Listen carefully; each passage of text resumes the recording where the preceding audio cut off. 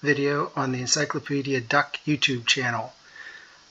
Because of the very first video we're making for our channel, we're going to spend most of this opening 10-12 minutes just explaining what this channel is, what we're trying to accomplish, who I am, and what we hope to do in the coming weeks, months, and who knows how far beyond that, as we start to hopefully enter into a more regular cycle of videos and a regular cycle of content. Really quickly, this channel is going to be primarily focused on the Disney Collect by Topps app. It's a card collecting game, and that's I think where we're going to start in talking about who I am and what we're doing here. And just as I'm talking in the background, we're going to start doing some basic functions within the app just to have some motion on the screen and have some things happen here while I talk away. But as for myself, I've been a long time card collector in the physical space, in the real world, going back to my early childhood, primarily baseball cards, but also did baseball stickers, football cards, garbage pail kids back when they were a thing. Always really enjoyed the sort of collector aspect of that, and certainly having a tangible physical card. And so it was exciting to see when Topps released these apps that allowed you to start collecting these card-like images here in the virtual space, and really helped tap into that same urge I had over the years. And so actually I've been on the three main Topps apps for a long time. In addition to the Disney one, there is a baseball card collecting one. There's also a Marvel one. All of those are fairly enjoyable, but the reason I chose to focus on the Disney one is twofold. One is I actually think the art that is represented on these cards is actually quite engaging, and it is fun to go ahead and try to collect all of these cards as part of that. Whereas certainly in the baseball cards, it's a lot of times just the same images of the same baseball players over and over again with slightly different backgrounds. On the Marvel one, also obviously it's comic books. It has a lot of great art on there, a lot of great art to collect, but it's not as friendly to free-to-play folks such as myself. And I think that's an important part of this as well. Even though I've been messing around with these apps for a long time, for years now, I have never spent a cent on them. It's something just in my own head I could never come to grips or really justify spending real world money on these apps, because at the end of the day, these are digital artifacts. And the moment that Disney or Topps or any of these companies decide that it's no longer worth it, there's no longer value, poof, it all goes away. You don't own anything, you don't have anything, it all just disappears into the ether. So I've greatly enjoyed clicking through these apps, greatly enjoyed the experience of trading, interacting with folks through them, but it's never something that I'll spend money on. And certainly as we start going through and making videos, it's going to be done from the perspective of someone who does not spend money on these games. So essentially, if that's something you do as well, then that could be, we'll talk about tips for that and how to maximize the game. And related to that too, as you can see, the account that we're working with here is a new one. It barely has any cards in. It doesn't have much in the way of gold cash here. And that's because I'm not using the account that I've been using for several years. In fact, I started a brand new one just for the channel, so we can build it up together. We can go through the experience of creating a card collection on the app, trading, finding ways to maximize the value of the cards that we have, and really expanding that together as a group. At some point, maybe might bring cards, more historical cards, over from my other accounts, but for now, we're going to work within this one. It does have the name Encyclopedia Brown. One of the frustrating parts of this app is once you create a name, you can't change it, at least not that I've been able to find.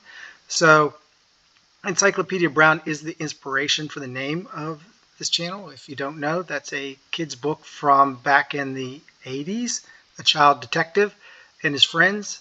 And so it was named after that, but given that this is a Disney themed video, we're going to call it Encyclopedia Duck after my favorite Disney character, which is Donald Duck. The other thing I'd say too is the other reality about being a free-to-play player with these apps is to maximize it, to really get everything you want out of it, to really be able to get all the cards that you may want.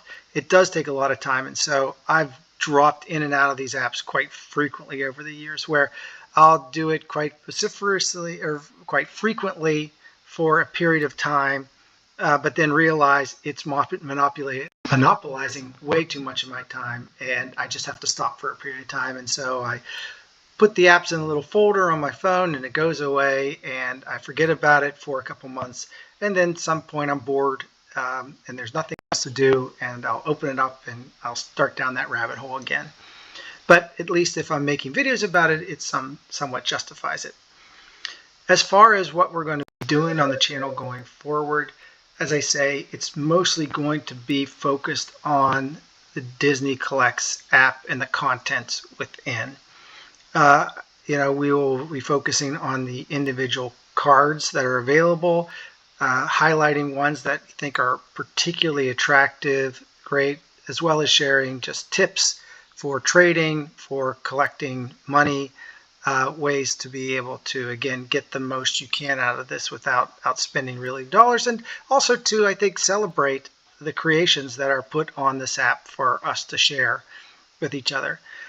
Where we go in the future could take us in a number of different directions. We could also pull in some real-world physical cards, do some card openings for the Locana card set, maybe focus every now and then on some of the other Topps Collect apps as well. But again, in the short term, we are going to be focusing entirely on the Disney app. So if you've noticed, I haven't clicked on the magical gifts and the arcade yet, and that's primarily because even in this first app, I want to talk about one thing that is important to do whenever you are someone who is playing free to play, and that is maximizing these events. And the reality is, this is again a situation which really can be a time sink if you want to continually collect, because you can often cycle through these same things many times over the days if you really are thoughtful about when you click those buttons on the front. So if we go in here to the egg hunt, you can see we already qualify for the first one, and so we're going to open that pack and see what we get here. And we get a Donald and Daisy egg card. Again, not an overly fancy card, nothing I think particularly special about it, but it's an event card, and you get it nonetheless for it. As you can see, the next milestone here is a crafting one. So that's an easy to achieve one, completely free, and it gives us the card. If we go into the Sorcerer's Academy, you can see where it's either magic entry key, which is for those that are willing to spend money, or a wish on the Wishcaster. And that's why, again, here if you just click through all three, you can burn through those really quickly and you don't maximize that. So if we now go to the Wishcaster, go ahead and spin it once, and out of that we get a Frozone card. And again, we're just building up the set for the first time here, so a lot of cards are going to be completely new to us. And then we go back to the event, we fulfilled that, and we can collect a bit of money. And move on to the next one. And it's through that process that you can continually build up the cash that then you'll use to buy the cards. So here now we have a crafting one as well as an open pack one, and you can see again these align because if you're crafting for the Easter egg one, it also counts towards this. So now if we go into the workshop, we can start the crafting for that milestone. If we were further along, you collect some of these motion cards, and that allows you to quickly get 10 at a time. And obviously, if we had a more built-up set, we'd have plenty of duplicates here to allow us to do that. just because we're getting started here and the chance to and then we know we're going to get these back eventually anyway, we'll just go ahead and craft a couple of the cards that are already sitting in our account, even though we don't have duplicates of it, which means we're going to lose them. But again, small price to pay, especially for non-rare cards like this that we know we're going to get plenty of back. So we'll just go ahead and craft a bunch. The great thing about this too is, if you notice, the one milestone was crafting 10 cards. Now we've done 6, so we're almost there. The other one was crafting 25 or open 5 packs. The nice thing is every time you open a craft pack, that counts towards that milestone. So in clicking here, we don't actually have to get all 25 crafted to meet that milestone. As long as we do the 10 here, that's going to give us 5 of these packs to open, and that will allow us then to reach the other milestone. So we're just going to go ahead and fulfill that by doing another craft. And I'm going to leave, even though Stitch is duplicate, I am going to leave him because he's one of the characters I do routinely hoard, and we'll talk about hoarding in future videos as well. That's another of my favorite aspects of this, is finding the characters you really like and just seeing how high a card count you can get on them with these basic set cards. So we'll go ahead and open these last 2. Got the lamb.